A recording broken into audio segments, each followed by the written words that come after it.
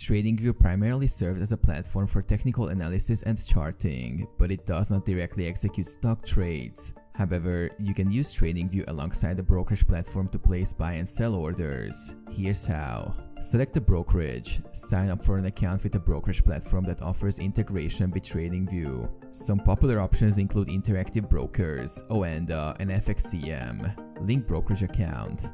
Connect your brokerage account to TradingView. This can usually be done by navigating to the trading panel or brokerage integration section within TradingView settings and following the prompts to link your account. Analyze the chart. Use TradingView's charting tools and indicators to conduct technical analysis and identify potential buying or selling opportunities. Place orders. Once you've identified the trade opportunity, switch to your link brokerage platform and place your buy or sell order using the appropriate order type. Monitor trade. Keep an eye on your trade using TradingView's charts and features, adjusting your strategy as needed based on market conditions. Close trade. When you're ready to exit your position, return to your brokerage platform and place a sell order to close your trade.